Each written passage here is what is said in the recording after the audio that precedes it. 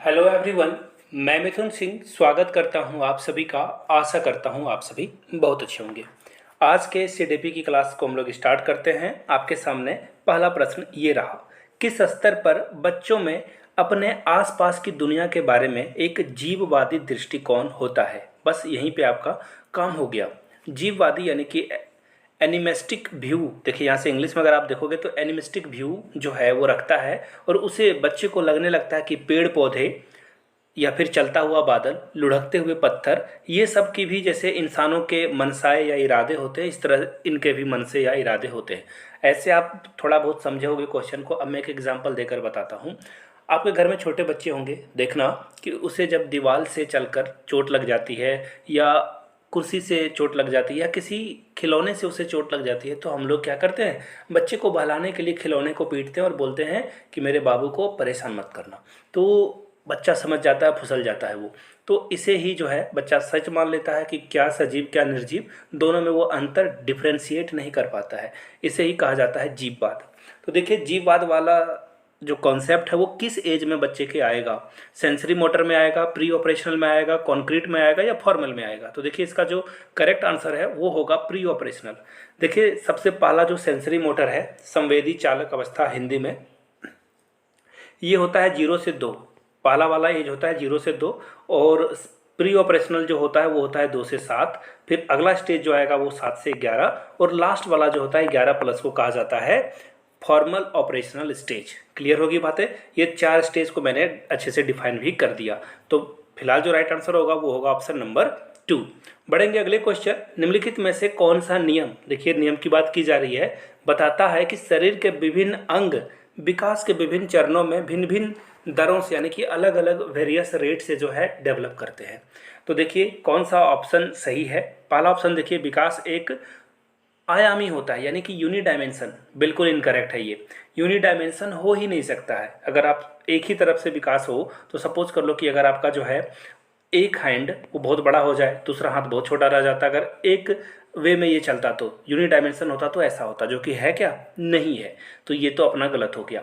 दूसरा ऑप्शन देखिए, ये क्या होता है, यह एक दिशा में चलने वाला होता है। बिल्कुल नहीं, एक दिशा में ये बिल्कुल नहीं होता है। ये भी होता है यूनी डायमेंशन, यानी कि अलग अलग दिशाओं में होता है। आप अपने बॉडी के पार्ट्स देख लो, चारों तरफ से बॉडी पार्ट जो है डेवलप हो रहे हैं टाइम टू टाइम। ठीक है, चलिए अगला है, विकास एक असतत प्रक्रिया है। विकास एक डिसकंटिन्यूअस प्रोसेस है। देखिए बिल्कुल नहीं, विकास जब तक आप जीवित हो विकास आपका होता रहेगा। आप इंटेलेक्चुअल वे में बढ़ते जाओगे, जानकारियाँ मिलेगी, बुद्धि आपकी बढ़ती जाएगी, नए नए इन्फॉर्मेशन आपके ब्रेन में गैदर होती जाएगी। यानी कि इसका कहने का मतलब है कि ये डिसकंटिन्यूअस प्रोसेस है, ये नहीं बल्कि ये कंटिन्यूअस प्रोसेस है। यानी कि अपना तीनों गलत हो गया। तो राइट आंसर क्या होगा? राइट आंसर होगा, विकास की जो दिशा है वो अधोगामी और शीर्षगामी है। अब मैं इसे थोड़ा सा डिफाइन कर देता हूँ, इंग्लिश से आप रखना याद इसे। ठीक है, प्रॉक्सिमोडिस्टल, यानी कि ये जो होता है ये होता है सेंटर से बाकी जगहों पे फैलता है। ठीक है, ऐसे आप याद रखना। और दूसरा क्या है, सेफालिकोडल। सेफालिकोडल जो होगा वो सिर से, यानी कि ऊपर से जो है विकास नीचे की ओर होगा। टॉप टू टो भी इसे बोला जाता है, याद रखिएगा। सिर से पैर की ओर विकास होना, एग्जाम में बहुत बार ये क्वेश्चन पूछा जाता है। तो फिलहाल राइट आंसर आपका क्या होगा? Option number 4। बढ़ेंगे क्वेश्चन नंबर 3 की ओर। 2 से 6 वर्ष की अवधि को क्या कहा जाता है? शैशवावस्था, प्रारंभिक प्रारंभिक बचपन, मध्य बचपन, या किशोरा अवस्था? तो देखिए 2 से 6 साल वाले को अर्ली चाइल्डहुड यानी कि प्रारंभिक बचपन कहते हैं। प्रारंभिक बचपन में देखिए क्या क्या होता है। इस एज को टॉय एज भी कहा जाता है। क्या बोला जाता है? टॉय एज, यानी कि बच्चा यहाँ पे खिलौने से खूब खेलता है और उसे नए नए खिलौने भी चाहिए होता है। इस एज में बच्चा क्या करता है? कॉपी करता है, बड़ों की नकल उतारता है। अब जब आप ऑफिस जाने की कोशिश करते हो तो देखना बच्चा भी जो है झूठ मूठ का बैग लेकर वो भी जो है घर में घर घर खेलता है, और वहाँ पे वो ऑफिस जाता है। और कुछ लोग खाना बनाते हैं, यानी कि वो भी क्या करते हैं? नकल करते हैं माँ बाप के। और इसमें एक और इम्पोर्टेंट चीज़ है, प्रारंभिक बचपन में जो लैंग्वेज डेवलपमेंट है वो आपका बहुत अप लेवल पे होगा। भाषा का विकास जो है बहुत अच्छे से होगा इसमें। तो राइट आंसर आपका क्या होगा? Option number 2। बढ़ेगा क्वेश्चन नंबर 4 की ओर। लॉरेंस कोहल वर्ग के अनुसार 7 से 8 वर्षीय बच्चों में नैतिक निर्णय लेने का आधार क्या होता है? देखिए कोहलबर्ग ने 3 चरणों में अपने थ्योरी को बांटा था। तो ये जो थ्योरी है ना वो कहाँ पे आएगी, वो आएगी प्री कन्वेंशनल थ्योरी में। प्री कन्वेंशनल थ्योरी में क्या बताया गया था कि बच्चा जो होता है वो 4 से 8 साल का होता है, ठीक है। और 4 से 8 साल में बच्चा क्या करता है, ये पनिशमेंट और ओबीडियंस यानी कि उसे जो है डर लगा रहता है कि अगर मैंने कुछ गलत किया तो पिटाई हो जाएगी। और दूसरा अगर एग्जाम्पल लिया जाए तो बच्चा जो सोचता है कि अगर मैं माँ बाप के या फिर आस पास के बड़ों की आज्ञा यानी कि उनके कहे हुए बात को मानूंगा तो मुझे रिवॉर्ड भी मिलेगा। पनिशमेंट और ओबीडियंस वाली बात आती है यहाँ पे। देखिए अब मैं कुछ और बात बता देता हूँ इसमें एक एग्जाम्पल के साथ। सपोज कर लो कि घर में बहुत सारे गेस्ट आए हुए हैं और आप क्या करते हो, आप जो है अपने बच्चों को बोलते हो कि गेस्ट के बिस्किट या फिर कुछ चाय वगैरह नहीं लेनी है। और गेस्ट जिद करते हैं बच्चों को कि प्लीज़ ये बिस्किट ले लो, लेकिन बच्चा नहीं लेता है। इसका रीज़न क्या है कि घर वाले उसे बता दिया जाते हैं कि अगर तुमने बिस्किट लिया तो तुम्हारी पिटाई तय है। तो फिलहाल जो राइट आंसर होगा वो होगा ऑप्शन नंबर 3। अगले क्वेश्चन की ओर हम लोग बढ़ेंगे। लेव वाइगोस्की ने बच्चों के स्वयं से संवाद, देखिए सेल्फ डायलॉग की बात हो रही है यहाँ पे, के लिए किस शब्द का प्रयोग किया, किस वर्ड का इन्होंने जो है चुना है। निजी संवाद और प्राइवेट स्पीच। याद रखिएगा, इंग्लिश में प्राइवेट स्पीच, हिंदी में निजी अनुवाद। यानी कि देखना बहुत बार बच्चे क्या होते हैं ना, बच्चे के अगर आप खिलौने तोड़ देते हो तो वो क्या करता है, वो अपने में जाके अकेले में बैठेगा और खुद से खुद बड़बड़ाता रहेगा कि मैं भी इसके कुछ सामान को तोड़ दूंगा तभी मेरा बदला पूरा हो जाएगा। तो इसे बोला जाता है प्राइवेट स्पीच।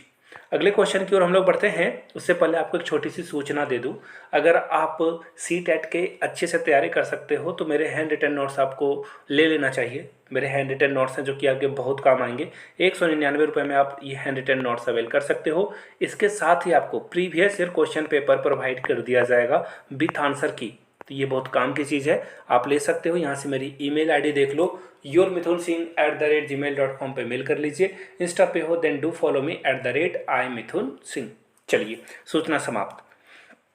निम्नलिखित में से कौन सी स्थिति सीखने के लिए आकलन, देखिए सीखने के लिए आकलन यहाँ से देख सकते हो, assessment for learning, assessment of learning, assessment as learning. 3 तरह से लर्निंग होती है, इन लर्निंग भी होती है। तो असेसमेंट फॉर लर्निंग किसे कहा जाता है, जब टीचर जो है सिखा रहा हो क्लासरूम में और बच्चा जो है सीख रहा हो क्लासरूम में और इसी दौरान उसका असेसमेंट टेस्ट ले लिया जाए, इन्फॉर्मेशन ले ली जाए, उसे हम लोग बोलते हैं असेसमेंट फॉर लर्निंग। तो यहाँ पे देखिए इसका कौन सा एग्जाम्पल नहीं है, नोट पूछा गया है, याद रखिएगा। छात्र सक्रिय रूप से सोचते हैं, बिल्कुल सही बात है। क्लास में जब भी आपको असेसमेंट किया जा रहा है तो बच्चा सोचता है। शिक्षक सीखने को सुसाधित करने के लिए रचनात्मक गुणात्मक प्रतिक्रिया देते हैं, बिल्कुल सही बात है। क्लास में जब आप बच्चों को सिखाते हो तो टीचर जो है क्या करता है, क्रिएटिव होकर चीज़ों को और अच्छे से एक्सप्लेन करता है, बिल्कुल सही है ये। प्रदर्शन बढ़ाने के लिए छात्रों के बीच लगातार तुलनात्मक तुलना की जाती है, बिल्कुल नहीं, ऐसा बिल्कुल नहीं होता है। ये पॉजिटिव था और ये रहा आपका नेगेटिव टर्म, बिल्कुल नहीं, ऐसा आप करते ही नहीं हो। आप कभी भी जो है बच्चों को कंपेयर नहीं कर सकते हो। एक एग्जांपल से मैं बताता हूँ, अगर लता मंगेशकर को बोल दिया जाता कि उसे जो है क्रिकेट खेलनी है तो लता मंगेशकर इतनी अच्छी सिंगर बन पाती क्या?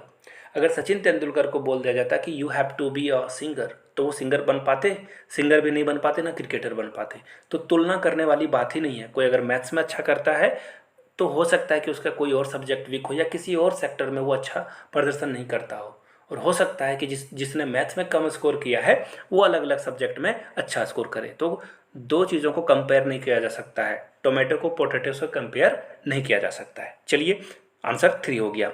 अगले क्वेश्चन की ओर बढ़ते हैं। राष्ट्रीय शिक्षा नीति 2020 में कौन सा कथन प्रस्तावित हुआ है? देखिए पूछा गया है कि मातृभाषा में शिक्षित होना शैक्षिक और प्रौद्योगिक उन्नति में बाधा है, बिल्कुल नहीं, ऐसा नहीं कहा गया है। मातृभाषा बहुत इंपॉर्टेंट है। महात्मा गांधी ने भी मातृभाषा का समर्थन किया था।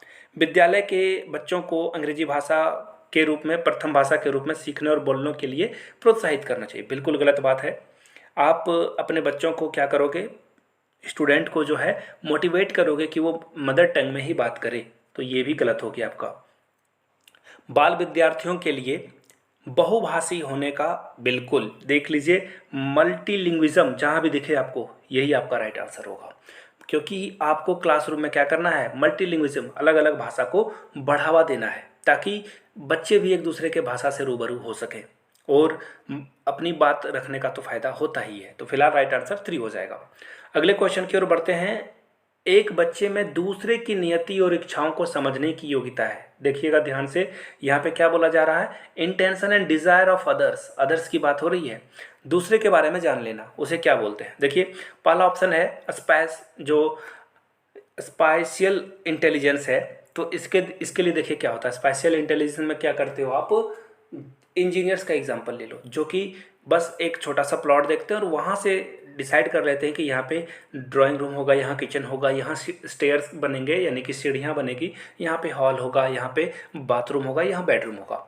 तो इसे बोला जाता है स्पाइशियल इंटेलिजेंस। तो ये तो फिलहाल होगा नहीं।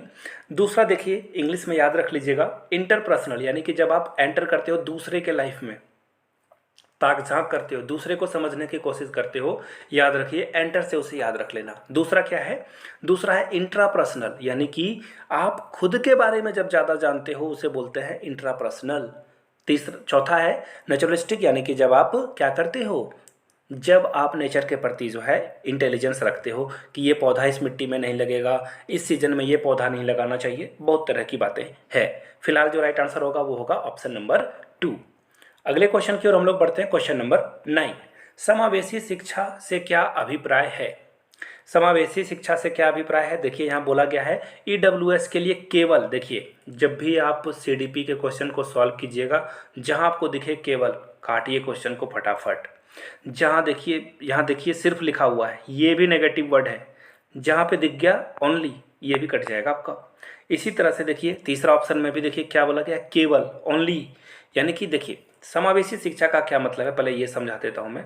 एक क्लासरूम है, यहाँ पे मोहित भी पढ़ रहा है, यहाँ पे सोनी भी पढ़ रही है, यहाँ पे जो है मोहित भी पढ़ रहा है, यहाँ पे राहुल भी पढ़ रहा है, यहाँ पे रिजवान भी पढ़ रहा है, यहाँ पे रोजी भी पढ़ रही है। लेकिन कोई बच्चा बहुत तेज़ है, कोई बच्चा बहुत कमज़ोर है, कोई बच्चा अमीर घर से आता है, कोई गरीब घर से आता है, और कोई बच्चा जो है हिंदी नहीं बोल पाता है, कोई बच्चा भोजपुरी बोलता है। तो ऐसे माहौल को ही समावेशी शिक्षा के लिए परफेक्ट इन्वायरमेंट बोला जाता है, इंक्लूसिव एजुकेशन बोला जाता है, यानी कि जहाँ पे अलग अलग समुदाय, अलग अलग भाषा बोलने वाले लोग एक साथ पढ़ें, उसे ही इंक्लूसिव एजुकेशन कहा जाता है। चलिए क्वेश्चन नंबर 10 की ओर बढ़ेंगे। सतत एवं समग्र मूल्यांकन का प्राथमिक उद्देश्य क्या है।